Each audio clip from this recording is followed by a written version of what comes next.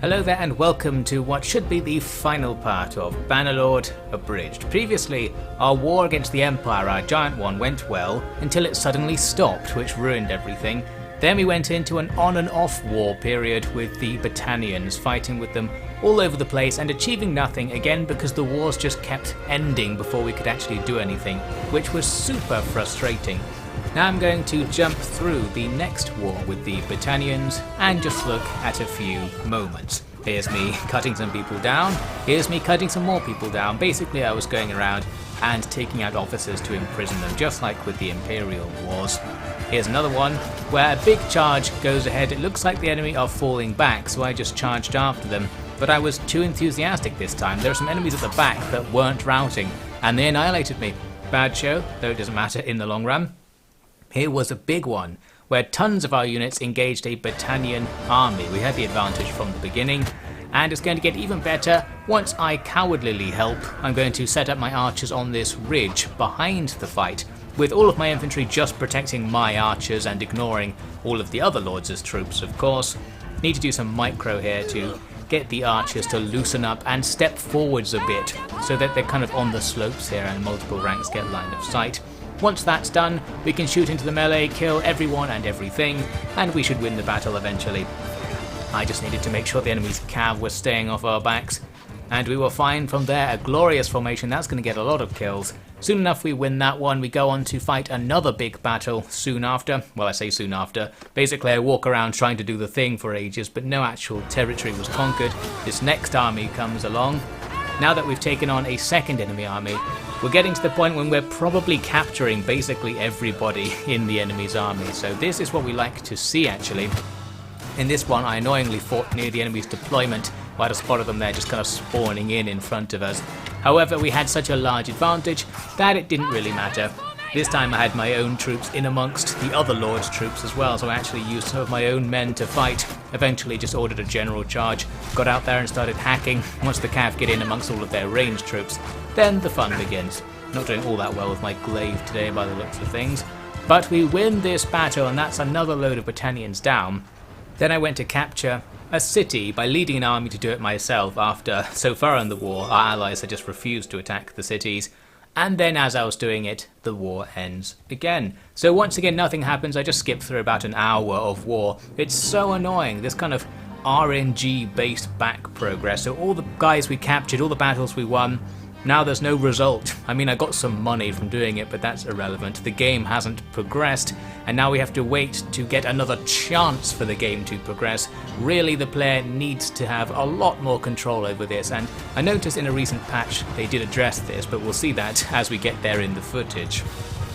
This footage is from a bit later, when the Battanian War happened again. I think I kept going back to our home territory, then the war would start again. I'd come back over here and just try again, doing the same thing, trying to grab their officers and hoping our allies will help out and grab some castles and some towns while we're keeping the enemy busy or imprisoned.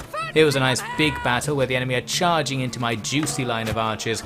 We grab tons of kills, then countercharge with our infantry, and that's going to be the win basically. You can see in the kill feed on the right, we're just grabbing all the kills in this one, and the enemy rout soon after the melee begins, perhaps as a result.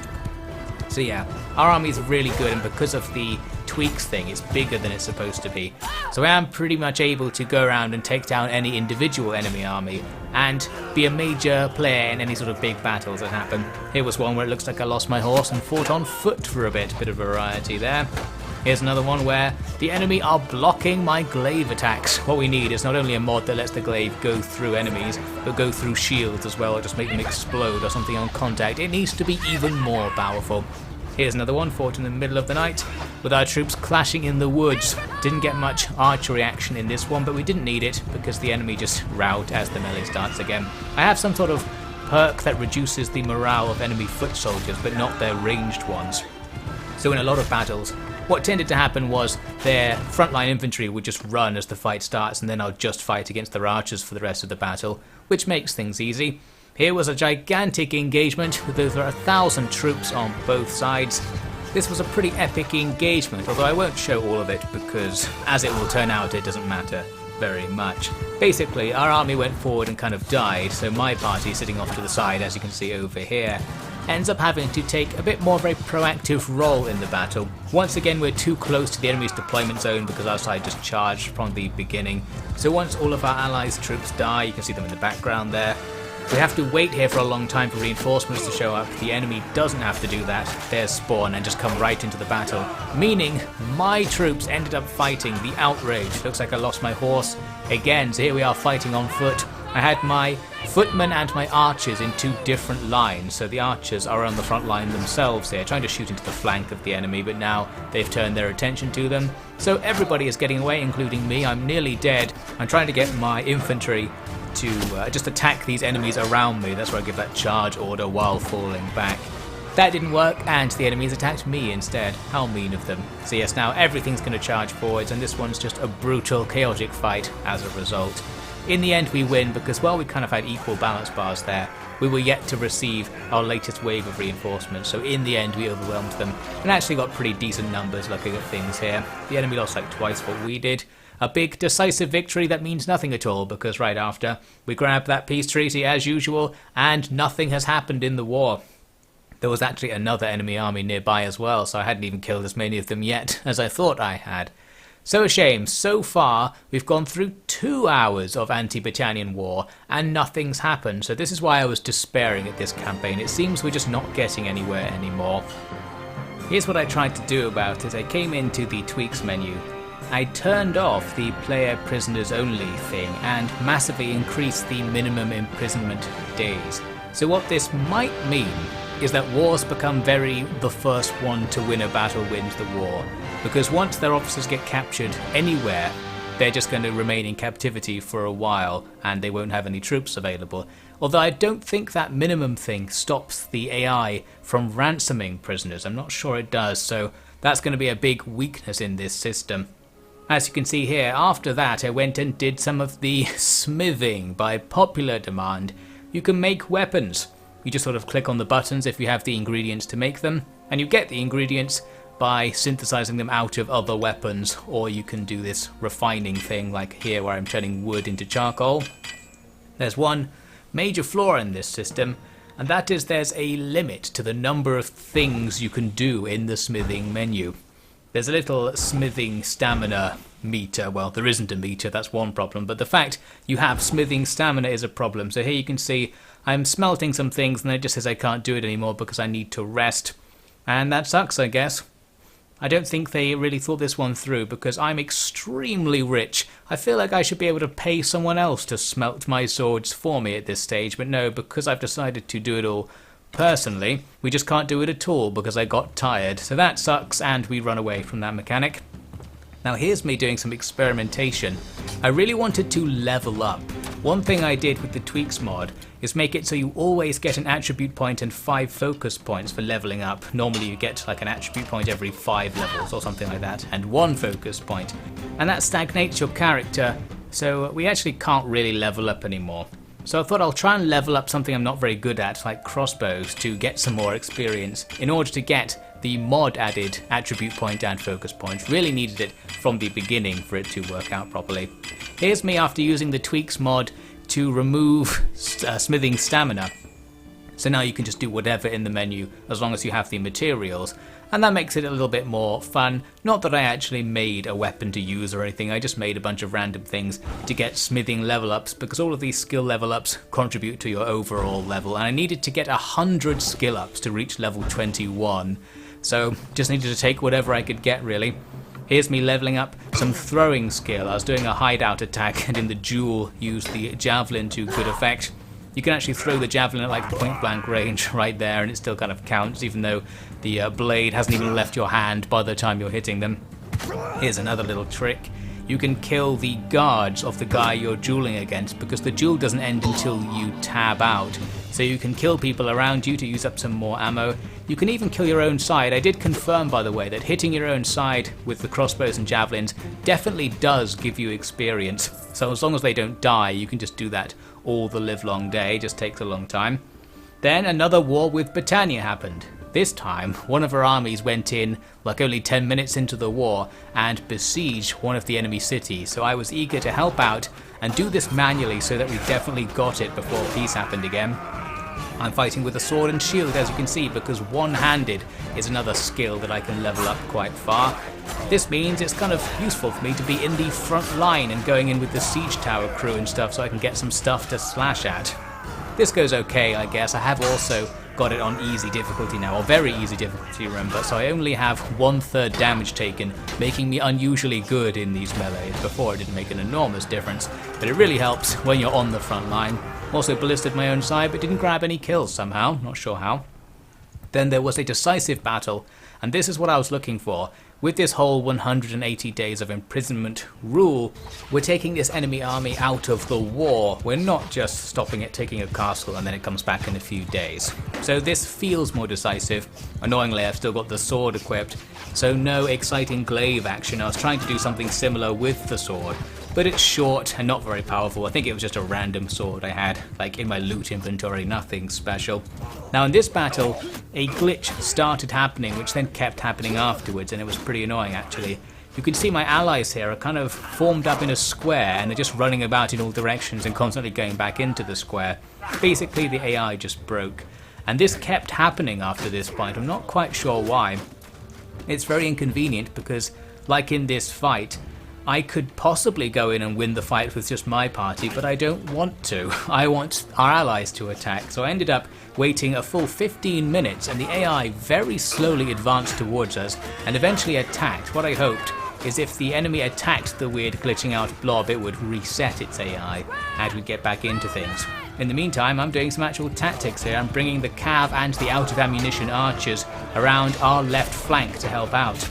We've got a bit of a fight going on with our shield wall, but that's fine because our guys are just good. And now we slam in with the cav and archers to take out the enemy's ranged stuff. This is only a portion of their army. They've got plenty in reinforcements somewhere at the back of the map as well. So we defeat these guys pretty easily, but then we're going to have to go on to fight again after this, and that's going to be the trouble that comes with this. Because, as it turns out, the allied AI glitch did not actually go away after they got charged. They did fight for a bit, but then they went back to moshing about in the square. Here we are a while later, you can see them still doing it. I had advanced to go and try to finish the enemy off, but when I saw how much stuff they had hidden at the back of the map with their reinforcements, I was just like, no, I'm not doing it. So instead, I run away and then retreat the battle, because you can retreat and that just puts you back on the battle initiation screen. Then you can just say, well, attack again, and you come back into the same fight, but the two sides have to deploy again. And this caused our side to attack successfully. This time we have overwhelming numbers, so we do win the battle as expected. In the end, it just took way longer than expected. After that, I spotted another siege of a city. This is more like it. Why wasn't this happening earlier? This time I've got my glaive equipped again, but I also went in for the front line fighting, which proved awkward because it's too big. You can't really attack when you're near walls and stuff, so really I wasn't helping very much at all. Somehow bagged a kill there. I didn't really need to be there though, because our side absolutely dominated. The enemy just didn't defend the walls very well by chance. Then there was another city assault a while later over in the Battalions' home territory, so again this is more like it. In this one I got a great chance to help out our siege tower, because the enemy were coming out to fight on the ramp, and they were fighting with their unshielded side or their back facing where I was near the ram. So picked up loads of kills, and the enemy were dropping like flies off the edge of that thing. Some of them just fell off without being hit and died from the fall damage, so that helps as well. Eventually I went in to help with the main assault through the gate. Normally your side just kind of wins this, but here the enemy appeared to hold strong, so we couldn't force our way through. What I'm doing here, by the way, is I'm trying to get the mouse controls to work. I couldn't get it to do the overhead swing anymore. This is more of the fun attack direction is connected to camera excitement, where it can become impossible to do certain moves if the camera's already facing too high up. Anyway, that's a rant for another time. Looks like we burst through because our guys came down from the siege tower onto the enemy flank and took them out. So then things were fine, and in we go to take out the remaining defenders and capture the castle. With that captured, the war ended pretty much right away, which was a shame because we had more stuff on the way. We're about to take more territory. Again, there needs to be some kind of check for whether a siege attack is ongoing when the peace negotiations happen. Anyway, at least this time, we actually took 3 major territories, so we have cut the Britannians down to size. The territories are in a really awkward position. We'll certainly lose them if the enemy puts some real pressure on them, but at least it proved that it is possible for the game to work. Maybe our rule with the 180-day imprisonment thing is working. And what happened next was what I was looking to happen before I ended this campaign, and that was another showdown with the Southern Empire. They're actually no longer the number 2 faction, the Britannians are, so they're not our direct rival, but they are right next to us, so they make a more practical target. And I just wanted to at least steal some of their territory to make our games look a bit better before I felt I could say, right, we've probably won the campaign. So let's see what I can do. To start with, did a bit of the stuff, went out to grab me some officers. Let's take some officers out of the fight before anything really gets started. Here was me doing it by just brazenly running into the enemy ranks. We took down their officer, then made my glorious escape off this cliff. That didn't go so well in the end, but the effect was there. Here's another battle with an Imperial party just being absolutely destroyed by arrows as they tried to run at me. Glorious stuff. Then I go out to take out that officer, and down he goes as well. That's another guy in my prisoner party, and I'm just dragging them all around with me to keep track of who I've actually got at this stage, since I'm allowed to have like 50 prisoners. Here's another battle where the enemy are causing me a bit of trouble. My army's fine, but I'm nearly dead because I'm trying to solo the battle. At least we grab that officer kill, that's what I'm going for. And now, barely alive, we go on to win that battle. Then I spotted this castle assault, and jumped on in, not because they need us, but because by me being here, it doesn't take time on the world map, so this builds our momentum. I jumped into the actual melee fighting by going up the ladders, but again I've got my glaive equipped and it's kind of hard to make attacks, plus I'm having to actually try and block enemies. It was going okay for a bit there until I randomly died. I think I might have been hit by an arrow from behind, not quite sure. Anyway, we do win that fight, and then nearby there's a city assault going on as well, so I'm going to get in on this one, another one where we're going to win no matter what happens. Here's me trying to help out with the opening of the gate, and this is another case where I'm struggling with the camera slash attack type controls. I'm trying to do the overhead attack because that damages the gate, but about half the time you can see I'm actually just stabbing it, and the camera keeps looking upwards and getting stuck up there because of how you have to move the camera to trigger certain attacks. Very weird. At least once we're in, it's time for some ownage because this small group of enemies has no chance. Plus I managed to get my horse inside the castle. Normally you don't have the horse by this point, but since we do have it, we can maraud about and help out with the fighting all over the place. The enemy are still moving troops between various points on the wall, and as they run about, we can just run them down with the horse. All good stuff, and we grab that town. And then a peace treaty. It was a very short war in the end, but we did grab some territory. I think we might have lost the odd castle here and there, but we took one major settlement, so we did make an advance, but nothing serious. The front lines are still pretty messy looking, so I was looking for more. Then the game got patched with some new diplomacy stuff. And one of the things they added is the ability for the player to propose wars and to propose peace treaties to the faction leader. So this is a step towards what we needed the whole time. Now we have a little bit of influence over what's actually going on. Like right here, I can try to get a peace treaty with Britannia. We can't get it because that war had just started as I loaded this save. And we can't get peace with the Eternal Test clan because that crashes the game, as we can see, but the idea was there. The AI characters can also propose peace and war, and we see right here as this new war with Britannia starts, someone proposes we go to war with the Southern Empire as well, and everybody's voting yes, and I was like, hey guys, how about no, because we just started a war with someone else, can't it just be one or the other? That's not happening, so now we're going back to the opposite problem, not too little war, but too much war, at war with everyone, so we can't make any sizable gains against them, and we might make losses in fact, or take losses. Now we start off with this decisive battle around the front lines, where if I hadn't been there, I'm pretty sure our side would have lost, so good for them that I am trying. They weren't trying very hard, which made this battle difficult, plus it's another decisive night battle. First they sent in their cav, who did a load of damage and then died. and then everything else was doing the glitchy thing I mentioned earlier where they were just sort of standing around. They weren't moshing this time, they just never advanced, and we ended up kind of standing here because I was waiting for them to move, and the enemy were just raining arrows on us and standing right in front in this very open, loose formation, begging for us to charge them. Unfortunately, the AI wasn't paying attention. What I ended up doing is just using up all of the arrows in my party to kill a bunch of enemies, and then we just got out of there because nothing was happening. This is another one where this is like 15 minutes into the battle where eventually it's just like, you know what, the AI just doesn't care, let's just leave. Should have done this earlier, in fact. And now that we've damaged the enemy, the numbers are more in our favour, so I can leave and then we'll probably win the auto-resolve. We just go and don't look back. Ended up stumbling into another decisive battle right next to that one actually though. This time we have the advantage, and I was actually going to be helpful just towards the end. After our forces charged forwards and defeated the enemy's melee troops, I was about to order my men to come up and fight their archers, but while standing in front of their archer line, they shot me down. How mean of them. We actually started taking a whole bunch of casualties at this point, and I started thinking maybe we shouldn't just let the fight go on, because this is going to be another one where we're fighting in their deployment zone, so we'll take a whole bunch of losses while our guys trickle on from far away. So instead, we can retreat, which just cancels the battle, for us at least, and then we can go back in, but in the form of an auto-resolve, so now there's no deployment zone stuff going on. And it will just take into account the fact that we have way more stuff than they do, and that means we get a good ratio on this auto-resolve. You can actually skip these weights for what the number is, but I hadn't realised that yet. Anyway, it goes okay. We only lose a few men in our own party, which is all we really care about.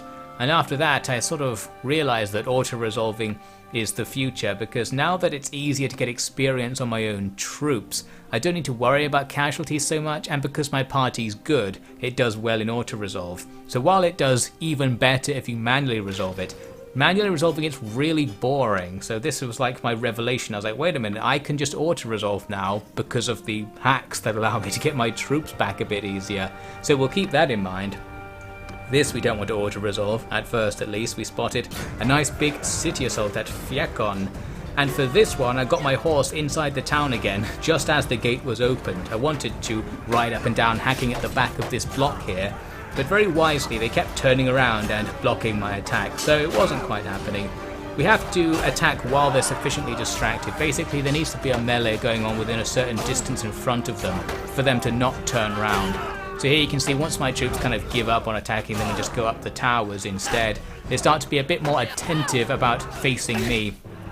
The one thing they don't really do though is break formation to just take me down. So we're kind of safe right here. They're happy to ignore us. It's just a case of trying to get a good attack in. Take down that one archer who was the only guy actually trying to target me. And now we'll try and drop some hits, but they keep turning to block with their shields. Very annoying. Luckily some more allied troops come in and distract the enemy a bit more. I grabbed a few more kills, and then finally one of them just does it back to me, and that's the end of that. The fight will now go on to be a victory by the looks of things, but I couldn't be bothered to participate in it even with my party, so I ended up thinking I may as well just leave personally, because again we'll be leaving enough allies behind to auto-resolve this to victory.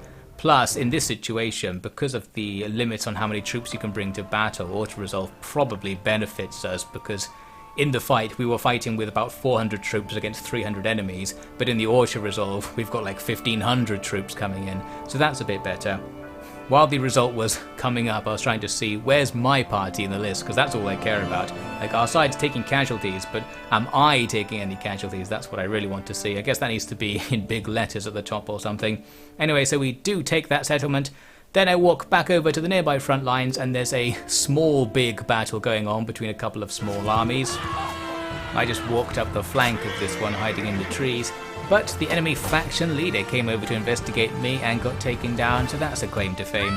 And yes, I was just moving up on the enemy's flank, shooting from this little raised area in the trees. That was all very nice, but it didn't really help because our allies were just charging wildly forward, so I couldn't keep up very well. Not that that made much difference because we just won anyway. Here's me auto-resolving some castle attack somewhere off to the west and just hoping it's all the other guys' troops that are dying. When you auto-resolve the siege attacks, it tends to be a bit more harsh. There's me discovering that you can skip the auto-resolve. Bish bash bosh, we have captured a castle, and that didn't require 10 minutes of sitting there sniping away at the enemy, so that's great.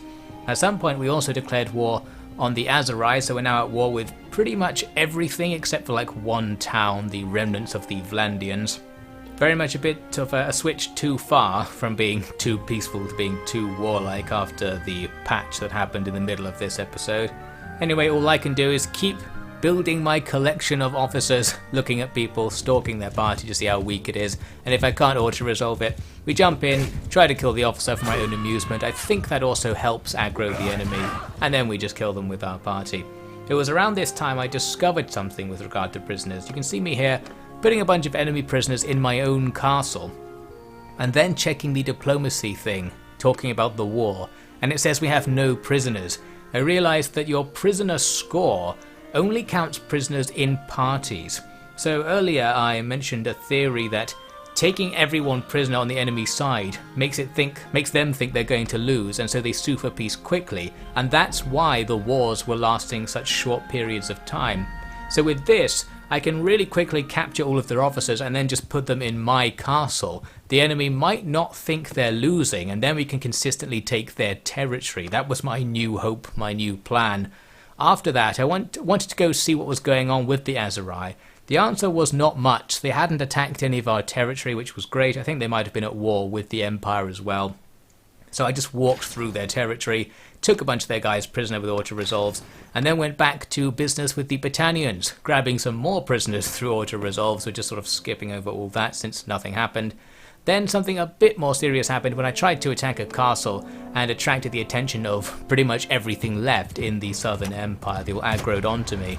And this was pretty good actually. First we had a slaughterous battle where we captured 2 officers, and then with everything aggroed onto me, I can sort of run around and not only stop them from doing anything useful because they're constantly chasing me in a circle, but I can start corralling them. I can get to the point when all of the officers coming over to help defend the castle are separated out.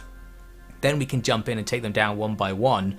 So it's like an officer trap. You lay siege to a castle, more and more officers come over to try and defend it. You just constantly break the siege, attack them, take them prisoner, and put the siege back, and they just keep coming, so it's pretty good. Here's me auto-resolving the leader of some mercenary faction after they refused to join my side.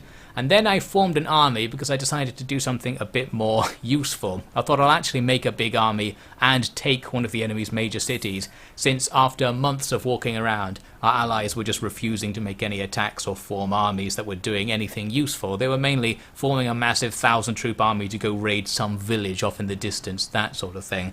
And again, this forms another nice siege trap. We sit here and enemies just keep coming over. I was annoyed in this case because I actually did want to do the siege, but getting these armies to come over is also good because that's free officers for us to capture. This was a particularly good battle because it was well illuminated. We can totally see what's going on this time, which is handy. My infantry got stuck in loose formation. You can see right now they're loosened up. Not really sure why. I think it might have been because I ordered the whole army into loose formation at the start by accident or something. Now I told the infantry to advance there, thinking they would start pushing the enemy back but wouldn't go too far in case the enemy reinforced. But actually they're charging away from the enemy after the advance command, so I switched it to charge instead to see if they would go forwards.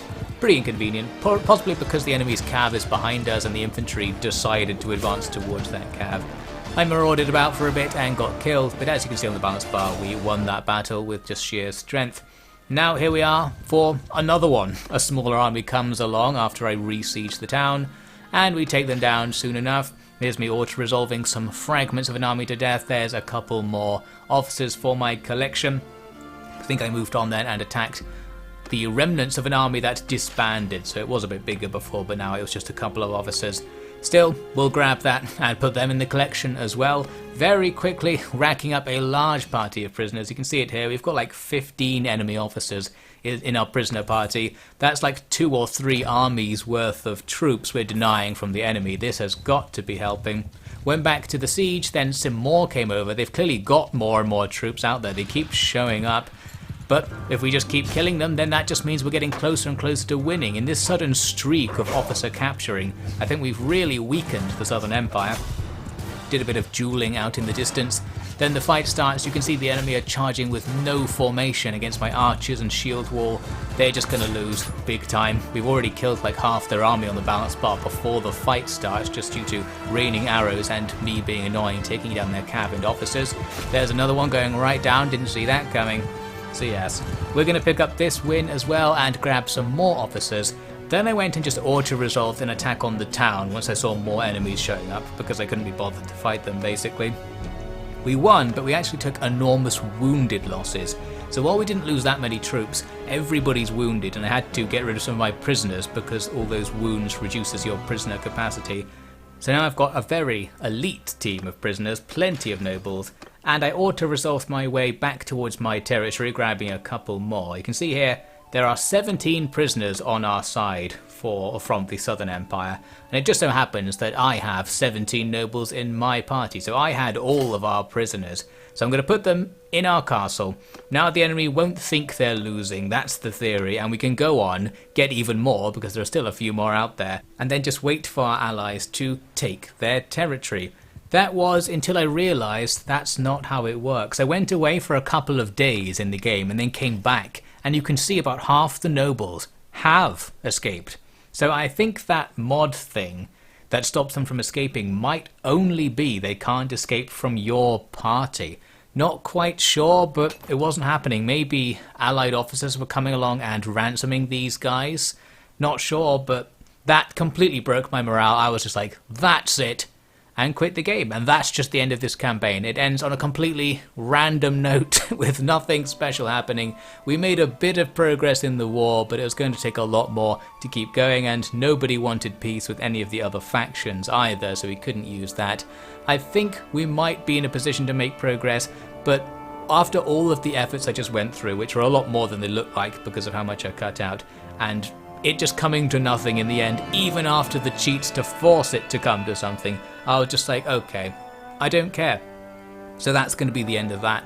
I probably will come back to Bannerlord, hopefully with some overhaul mods and with the game finished. It is technically in early access, which is the explanation for the unfinished stuff, and also it's gone through development hell apparently. Read a bunch of stuff about difficult to solve glitches and inexperienced programmers and starting again a number of times, and that's what's behind essentially the lack of progress from the original game to get to now, and why some of the stuff that worked in the original game now doesn't work as a result of all of these changeovers in the code and messing with things. But that's a story for another time. Basically, the Crusades won. I'm just going to claim that we would win eventually, because I think it would take the same amount of time I've already put into the game to get anywhere. And it did take something like 40 to 50 hours to get this far.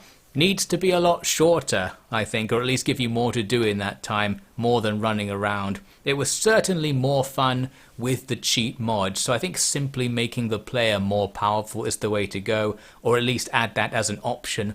Just add an arcade mode where you're stronger than foot soldiers and you run really fast, that sort of thing. That would cut out a lot of the downtime in the game. Maybe, anyway. So, with the end of this series, the next thing I wanted to play was to go back to the Third Age Total War mod in Medieval Total War 2, because it's been updated a bunch of times, and I wanted to play as the Elves to counterbalance my recent-ish Isengard campaign that I did. I thought I'll do a good side campaign, and I like the idea of playing as a faction that has good units, the guys with the best units, and seeing how that goes for us.